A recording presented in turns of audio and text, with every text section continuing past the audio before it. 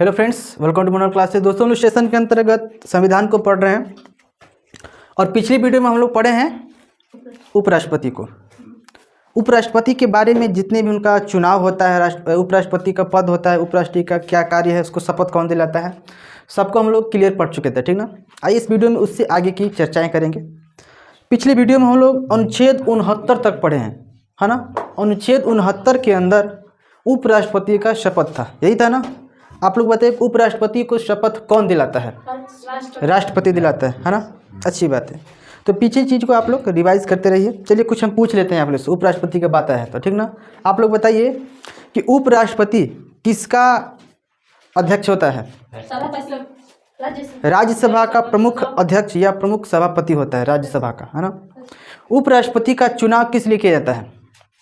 उपराष्ट्रपति का चुनाव राष्ट्रपति न हो, राष्ट्रपति के न रहने पर, उनके कहीं स्थान किसी जगह पर चले जाने पर या उनके अनुपस्थिति में कार्यवाहक राष्ट्रपति के रूप में वर्क करते हैं। कौन? उपराष्ट्रपति, अर्थात राज्यसभा के प्रमुख सभापति, है ना। चलिए आज के बारे में हम लोग चर्चा कर लेते हैं। अनुच्छेद 70। अनुच्छेद 70 एक ऐसा अनुच्छेद है जिसको बहुत ही कम लोग ध्यान देते हैं। अब ये कैसा है, आपको थोड़ा सा हम समझाने का प्रयास कर रहे हैं। जैसे कि हम बताए हैं आपको पीछे कि राष्ट्रपति आपको 4 कंडीशनों में हटाए जा सकते हैं, ठीक। उनके जगह पर उपराष्ट्रपति जाकर बैठ जाएंगे। जैसे अगर राष्ट्रपति की आकस्मिक मृत्यु हो गई। दूसरा कंडीशन, अगर राष्ट्रपति का अगर चुनाव अवैध घोषित हो गया तब वो उपराष्ट्रपति जा सकते हैं। अगर राष्ट्रपति मान लीजिए कि मानसिक रूप से असंतुलित हो गए, दिमागी हालत ठीक नहीं है, उस अवस्था में भी क्या हो सकते हैं? या फिर राष्ट्रपति किसी देश के दौरे पर चले गए हों दूसरी जगह, ऐसे जगह पर उपराष्ट्रपति का स्थानांतरण हो जाता है। लेकिन अगर मान लीजिए, सपोज करिए राष्ट्रपति का अपहरण हो गया, मान लो विदेश दौरा गए, वहाँ पर कोई उनका अपहरण कर लिया, किडनैपिंग कर लिया, ये बात तो अब उसमें तो लिखा नहीं गया है, तो अब उस स्थिति में क्या हो सकता है? या मान लो कि राष्ट्रपति कहीं गए, उनको मान लो कि वो जगह अच्छा लग गया, उनको जगह भाग गया, कहना अब इंडिया जेबे नहीं कर, वो रह गई ना, वैसा भी कंडीशन में क्या कर रहा है कोई। अब इन सारे परिस्थितियों को हम लोग आकस्मिक परिस्थिति बोलेंगे। इन ऐसे आकस्मिक परिस्थितियों में जिसका संविधान के अंदर कोई वर्णन नहीं है और वैसी आकस्मिक कोई घटनाएं या दुर्घटनाएं होती हैं, तो उस स्थिति में अनुच्छेद 70 को लाया गया। काहे से? अब भाई वो तो जगह खाली तो रखेंगे नहीं राष्ट्रपति का। अब उपराष्ट्रपति चले गए, मान लो कि वहाँ पर जाकर किसी विदेश दौरा में गए, उनका अपहरण कर लिया गया और उस स्थान पर उपराष्ट्रपति चले गए, तब तोहरे ने जो पढ़ा लिखा होगा कहेगा कि ये तो संविधान में कहीं नहीं लिखा गया है कि उपराष्ट्रपति का राष्ट्रपति का अपहरण हो गया, उपराष्ट्रपति चले जाएंगे। वो सुप्रीम कोर्ट में जाकर दायर करा सकता है, मामला दर्ज करा सकता है। अब सुप्रीम कोर्ट के मुख्य न्यायाधीश कहेंगे उपराष्ट्रपति से, कैसे आपका स्थानांतरण यहाँ पर कैसे हुआ? उसी जवाबदेही से बचने के लिए ऐसी अगर विकट स्थिति कभी मान लो बाय द वे होता है, तो उस स्थिति में क्या होगा? अनुच्छेद 70 का उपयोग करके उपराष्ट्रपति राष्ट्रपति का पद ग्रहण कर सकते हैं। समझ में आया? मान लो कि राष्ट्रपति बहुत बड़ा घोटाला कर कहीं भागिए गया, उसका भी तो मेंशन नहीं है। तो इन सारे आकस्मिक परिस्थितियों से बचने के लिए ये जो कि राष्ट्रपति के ऊपर लागू होता है, उनकी जगह पर उपराष्ट्रपति राष्ट्रपति कार्यवाहक राष्ट्रपति बन सकता है 6 महीने के लिए। 6 महीने के बाद राष्ट्रपति का चुनाव होता है, 6 महीने के अंदर तक राष्ट्रपति का चुनाव कराया जाता है। इसके बाद चुनाव की प्रक्रिया होगी, तब तक कौन रहेंगे? उपराष्ट्रपति रहेंगे। यहाँ तक क्लियर समझ में है कि अनुच्छेद 70 क्यों लाया गया था? आ गया ना। इसके बाद देखिए अनुच्छेद 71 की बात कर लेते हैं। जो अनुच्छेद 71 है, यह राष्ट्रपति या उपराष्ट्रपति कि अगर चुनाव संबंधी कोई झगड़ा होता है, चुनाव संबंधी कोई मामले ऐसे आते हैं जो अटकनें पैदा करती हों, तो उसके निपटारा या उसके निवारण के लिए सुप्रीम कोर्ट, कौन? सुप्रीम कोर्ट ही अंतिम जवाब देगा। सुप्रीम कोर्ट ही उसका निर्णय कर सकता है, अन्य किसी कोर्ट में इसका निर्णय नहीं हो सकता है। अगर राष्ट्रपति या उपराष्ट्रपति के निर्वाचन संबंधी कोई भी झगड़ा या कोई भी इस प्रकार की विवाद है, तो उनको सुप्रीम कोर्ट में, अर्थात जो सुप्रीम कोर्ट का मुख्य न्यायाधीश है वही उसका क्या करेगा, निवारण कर सकता है। यह बातें टोटल आपका अनुच्छेद 71 में वर्णित है। अनुच्छेद 71 के अंतर्गत इन निपटारों को हम लोग सुलझा सकते हैं, कोई दिक्कत। इसके बाद नेक्स्ट को हम लोग देख लेते हैं अनुच्छेद 72। अनुच्छेद 72 कहिएगा तो मैं आपको पढ़ा चुका हूँ पीछे ही, जब राष्ट्रपति का पढ़ा रहे होंगे ना तो राष्ट्रपति द्वारा क्षमादान होता है। अगर किसी को फांसी की सज़ा हो रही है या बड़ा से बड़ा किसी को सज़ा दे दिया है, कोई अपराधी है, तो राष्ट्रपति के पास पावर होता है, उसको प्राण दान दे सकता है। इसी को बोला गया है क्षमादान की शक्तियाँ राष्ट्रपति के अंदर। अनुच्छेद 72, अनुच्छेद 72 का ही राष्ट्रपति प्रयोग करता है वहाँ पर। देखिए, कोई अपने मन से कोई इसमें कुछ नहीं कर सकता है। अनुच्छेद में सब कुछ कानून है। अब राष्ट्रपति तर्क देना कहेगा मैं अनुच्छेद 72 का प्रयोग करना चाहता हूँ, ठीक है कर। अनुच्छेद 72 उठाया, उसने कहा कि इस अनुच्छेद के अंतर्गत मेरे को पावर दिया गया है कि कोई अपराधी है तो मैं उसके अपराध को देख सकता हूँ। उसके अपराध अगर क्षम्य योग्य है, क्षमा करने योग्य है, तो उसके अपराध को कन्वर्ट भी किया जा सकता है, उसके अपराध को, या जो उसकी सजाएं हैं उसको कम किया जा सकता है। अगर मौत की सज़ा है उसकी सज़ा को हम आजीवन कारावास में बदल सकते हैं। बट राष्ट्रपति उसको देखेगा अच्छे प्रकार से, उसने कौन कौन से अपराध किए हैं। अगर उसके अपराध में ऐसा लगता है कि ये इसका अपराध अगर क्षमा कर दिया जाए तो वह मानवता के खिलाफ नहीं होगा, वह आगे चलकर अच्छे कृत्यों में बदल सकता है। तो इस स्थिति में जो राष्ट्रपति है किसी बड़े से बड़े अपराधी को प्राण दान दे सकता है, जिसको बोलते हैं प्राण दान दे सकता है ना, अपराध को कम करा सकता है। तो अनुच्छेद बहुत इंपॉर्टेंट, बहुत बार पूछता है राष्ट्रपति किस अनुच्छेद के अंतर्गत प्राण दान दे सकता है। अनुच्छेद 72, कोई डाउट नहीं है। चलिए आगे बढ़ते हैं। अनुच्छेद 73, अनुच्छेद 73 को थोड़ा सा ध्यान से देख लीजिएगा क्योंकि ये क्वेश्चन यूपीएससी में आया हुआ है। अनुच्छेद 73 से रिलेटेड आया हुआ था क्वेश्चन। राष्ट्रपति संघ की कार्यपालिका, जो राष्ट्रपति होता है, जो संघ की कार्यपालिका होता है, उसके कार्यों को आसान बनाता है। अब इस बात को थोड़ा गौर से समझिएगा। जो राष्ट्रपति होगा वो कार्यपालिका, उसके अंदर, राष्ट्रपति के अंदर, उसके अंडर में कार्य करने वाले जो होते हैं कार्यपालिका। और कार्यपालिका हम जानते हैं क्या क्या आता है, आईएएस आते हैं, पीसीएस आते हैं, बड़े बड़े आईपीएस अधिकारी आते हैं।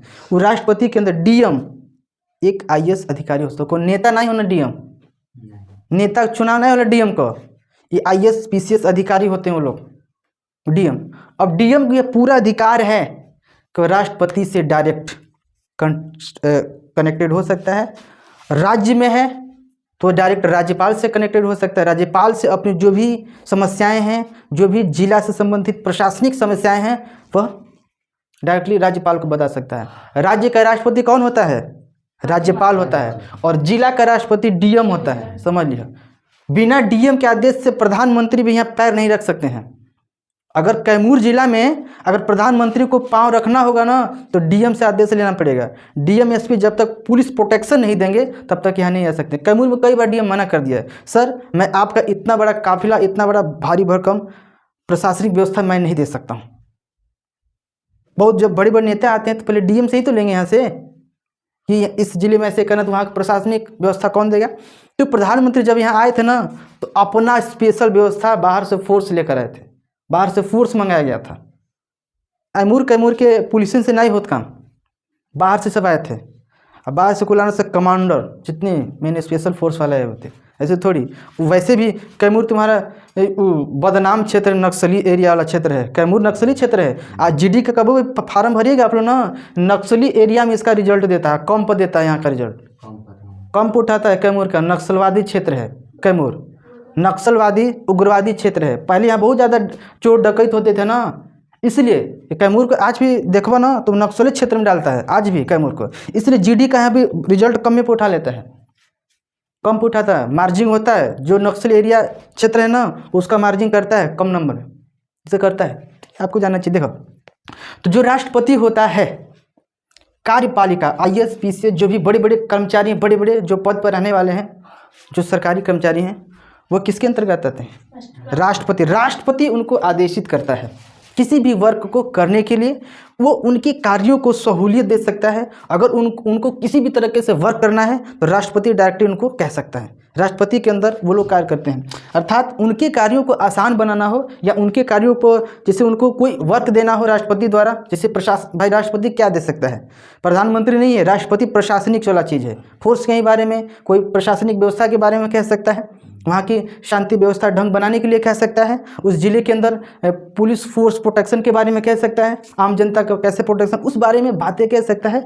इन सारी चीज़ों को ISP से जो भी अधिकारी हैं इनको डायरेक्टली राष्ट्रपति आदेशित कर सकता है ना, क्योंकि ये लोग टोटल राष्ट्रपति के अंतर्गत, समझ लो इनके पास कितना पावर है, डायरेक्ट राष्ट्रपति के अंदर ये लोग आते हैं, इलीगली नहीं है। समझ सकते एक DM ISP अधिकारी के पास कितना पावर होता है, छोटा मोटा पावर नहीं है ना। तो इनके कार्यों को आसान बनाता है, इनके जो भी वर्क होते हैं इनमें ये सहायक होता है, तथा इनको जितने भी कार्य हैं कार्यों का बंटवारा भी यहीं से डायरेक्टली किया जाता है, ठीक है, राष्ट्रपति के माध्यम से। अब 2 अनुच्छेद आपको दिखाई दे रहा होगा, अनुच्छेद 74 और अनुच्छेद 75, ठीक ना। तो अनुच्छेद 74-75 में मैं इसमें ज़्यादा डिटेल में तो नहीं बताऊँगा, लेकिन आपको मंत्रिपरिषद अलग से पढ़ाएंगे हम। मंत्रिपरिषद में जितने भी प्रधानमंत्री हैं और कौन कौन से मंत्री हैं एक एक टॉपिक करके पढ़ाया जाएगा, है ना। देखिए अभी आपको हम इसके बारे में अनुच्छेद से रिलेटेड बताते हैं। अनुच्छेद 74 में मंत्रिपरिषद के बारे में बताया है, और मंत्रिपरिषद का प्रमुख होता है प्रधानमंत्री। इस समय प्रधानमंत्री श्री नरेंद्र मोदी मंत्रिपरिषद के प्रमुख हैं, उन्हीं के आदेश पर सब कुछ होगा। अगर राष्ट्रपति कोई भी चीज़ को देश में करते हैं या कोई भी मंत्री, अच्छा कोई भी मंत्री कोई भी चीज़ को लाना चाहता है किसी राज्य के अंदर कि ये इस प्रकार से होगा, या कोई कानून लागू करना होता है, तो डायरेक्टली हम कह दिए तो लागू नहीं होगा। वह बात जाएगी मंत्रिपरिषद में, मंत्रिपरिषद के अंदर उसकी चर्चाएं होगी, मंत्रिपरिषद जैसा निर्णय लेंगे उसी प्रकार से होगा। यही नहीं, मंत्रिपरिषद के अंतर्गत जो भी निर्णय होगा उसको राष्ट्रपति भी मानते हैं। अगर मान लो कि पाकिस्तान पर अटैक करना है, आपके पास पूरा पावर है, फिर भी आपको मंत्रिपरिषद जो निर्णय देगा वही काम करेंगे राष्ट्रपति। इसलिए कहा गया है राष्ट्रपति प्रधानमंत्री के हाथ का कठपुतली होता है, क्योंकि मंत्रिपरिषद का प्रधान कौन होता है, प्रधानमंत्री। अब वहाँ मंत्रिपरिषद का बात मानना ही पड़ेगा, और मंत्रिपरिषद का राजा कौन बैठा है, प्रधानमंत्री, अर्थात उसका उसी का चलावा चलेगा उसमें, तथा जो बातें उसमें रखी जाएंगी अब राष्ट्रपति को मजबूरन है को करना पड़ेगा। ठीक है, कुछ गलत चीज़ें उसका विरोध कर सकता है, ऐसा बात नहीं, उसके पास पावर है, संविधान को हाथ में ले सकता है, कानून को। बट जितने भी कोई भी कार्य को लागू कराना है कहीं भी किसी जगह, तो मंत्रिपरिषद के अंदर पहले चर्चाएँ होंगी, जब उस पर सबकी सहमति हो गई तब आदेशित किया जाएगा राष्ट्रपति को, तब उसको लागू कराया जाएगा। ऐसा में मंत्रिपरिषद के नीचे आपको होता है अन्य मंत्री, अन्य मंत्री, ठीक ना, मंत्रिपरिषद से नीचे होते हैं अन्य मंत्री भी जो भी होंगे वो भी मंत्रिपरिषद के देख रेख में ही चलेंगे। जैसे आपको बता दें, जैसे राज्य के अंदर कोई मान लो अल्पसंख्यक मंत्री हो गया, राज्य के अंदर कोई अल्पसंख्यक मंत्री, कोई खनन मंत्री हो गया, कोई बिजली मंत्री हो गया, अलग अलग होते हैं ना, ये छोटे छोटे मंत्री हैं राज्य के अंदर। लेकिन केंद्र सरकार, केंद्रीय जो भी मंत्री होंगे वो आपको डायरेक्टली इससे मंत्रिपरिषद से हैं, तो इन्हीं में उन सारी चीज़ों की चर्चाएं होंगी, वो लोग जैसे कहेंगे राज्य के अंदर वैसा लागू होगा। आ रहा है समझ में। अगर हम बात करें थोड़ी सी कि अगर ये आपका मंत्रिपरिषद है तो इसका प्रधान कौन, PM है, इसका प्रधान मैंने मुखिया होता है में, उसके नीचे आपको पता है, उसके नीचे आपको कैबिनेट मंत्री, कैबिनेट मंत्री बहुत बड़ा पद है, समझ लो, प्रधानमंत्री के बाद यह पद आता है कैबिनेट, कैबिनेट मंत्रालय। कैबिनेट मंत्रालय में बहुत बड़ा बड़ा मंत्रालय आता है, जैसे रेल मंत्रालय, रेल छोटी नहीं है चीज़ है, उसका एक होता है ना, पूरा रेल मंत्रालय वो कैबिनेट मंत्रालय, वो बजट पेश करते हैं वो लोग, है ना, कैबिनेट मंत्री ही बजट पेश करते हैं, लेकिन उसका मंत्रालय बांटा गया है। और कैबिनेट के अंतर्गत जो कैबिनेट मंत्री होंगे उसके अंतर्गत बहुत सारे अलग अलग पद होते हैं। और रेल मंत्रालय के अंदर अगर मान लीजिए कैबिनेट के अंतर्गत रेल मंत्रालय को हम उठा लेते हैं, तो रेल मंत्रालय के अंतर्गत बहुत सारे अलग अलग विभाग होंगे। रेल मंत्रालय का मेन अलग, जिससे कि मान लीजिए पीयूष गोयल थे, इस समय कौन है, वो अग्नि अग्नि वैष्णव करके हैं, है ना। तो अग्नि वैष्णव मेन हो गए, ये कैबिनेट द्वारा चुने गए मंत्री हैं, लेकिन उनके नीचे बहुत सारे, अगर कैबिनेट मंत्री कहीं भी जाता है ना, उसके पीछे एक काफिला चलती है बड़े बड़े अधिकारियों की, और टोटल सरकारी अधिकारी उनके होते हैं अंदर। अगर तो के डायरेक्टली बात करना है, मैंने अश्विनी जी से आपको बात करना है डायरेक्टली, रेल मंत्री में उनसे बात करो, नहीं कबो नहीं बात करिएगा, उनके पीओ से बात करिएगा, इनके पीएस से बात करिएगा। पीए होता है, पीएस होता है, एक पीए होता है, एक पीएस होता है। पीए मतलब होता है पर्सनल असिस्टेंट होता है, और पीएस मतलब पर्सनल सेक्रेटरी होता है। तो पर्सनल असिस्टेंट के पास कोई भी चीज़, अगर मान लो कि आप एनटीपीसी वाला झगड़ा कर रहा था कि एनटीपीसी के पेपर नहीं हो रहा है, क्या डायरेक्ट जाके मंत्री जी की बात करो ना? उनके नीचे बहुत सारे लेवल के लोग बैठे हैं, बहुत सारे लेवल के लोग बैठे हैं, है ना। पहले उन्हीं से कांटेक्ट करना होगा। अगर मीडिया वाला अगर चाहे कि डायरेक्ट उनसे जाकर मंत्री जी से बात करें, कबो नहीं, क्योंकि मंत्री को उतना विभाग का जानकारी नहीं होता। सीधा तो के बता दें, टोटल है ये लोग विभाग संभालते हैं, और बहुत सारे उसमें होते हैं। तो अब मीडिया वाला कहेगा कि इस बार रेल में रेल मंत्रालय कितनी वैकेंसियाँ निकाल रहा है, तो मंत्री डायरेक्ट उनको कुछ जानकारी नहीं है। पता कैसे पूछी? हाँ, अभी से पूछी, कितना? कही कि 3 लाख खाली है सीट। तो ठीक बात, तो 3 लाख कहीं बताइएगा, कहिए 1.5 लाख वैकेंसी निकलेगा। अब कि हाँ 1.5 लाख वैकेंसी निकलेगा, उनके मालूम नहीं है कि सीट भी कितना खाली है। लेकिन जो ये सब होते हैं ना, जो अधिकारी होते हैं, बड़े बड़े रैंक के अधिकारी होते हैं, वो लोगों को जानकारी देते हैं। कुल मिलाकर कह सकते हैं जो भी कैबिनेट मंत्रालय, एक बहुत बड़ा मंत्रालय होता है, जैसे खेल मंत्रालय हो गया, उड्डयन मंत्रालय हो गया, है ना। उड्डयन मंत्रालय जहाज क्षेत्र से जो भी हैं, खेल मंत्रालय जितने भी खेल से संबंधित है, चाहे उद्योग मंत्रालय, सब बड़े बड़े मंत्रालय हैं, उनके एक मंत्री होते हैं, और उन मंत्री के पीछे बड़े बड़े अधिकारी होते हैं, जो सारे आंकड़ा को कैलकुलेट कर नेताजी के पीछे पीछे चलते रहेंगे। कोई भी चीज़ का जरूरत पड़ा थोड़ा दिन आंकड़ा बताएंगे उनको, इतना। मोदी जी पूरा आंकड़ा याद कर लूँगा, पगलाने जी, हाँ, मोदी जी को पूरा आंकड़ा डाटा स्टोर करके देने वाले हैं। हाँ, इस समय कितना भारत की जनसंख्या, इतना इतना इतना, अब मोदी जी उस चीज़ को बोल देंगे। इस जगह मान लो कहीं जगह दंगा हो गया, कितना मारे गए, तो मोदी तो काउंट नहीं करेंगे, उनके जो भी सेक्रेटरी हैं जाएंगे उस चीज़ को काउंट करके पढ़ने बताएंगे, यहाँ पे इतना मारे गए, एक लेटर में उनको याद कर लिया। अब जाएंगे भाषण में धड़ाया के खूब बोल दिए। तो अलग अलग वर्क होते हैं सबके, इससे सबके लेवल बांटे गए होते हैं, ठीक ना। हम आपको मंत्री परिषद को ढंग से पढ़ाएंगे, एक एक पद के बारे में पढ़ाएंगे, एक ही अगले वीडियो में, ठीक ना। इसमें पढ़ाएंगे तो आपका लंबा वीडियो हो जाएगा, तो इसको ये इतना ही रह देते हैं ना, ठीक है। मिलेंगे अगले वीडियो में, तब तक के लिए जय हिंद।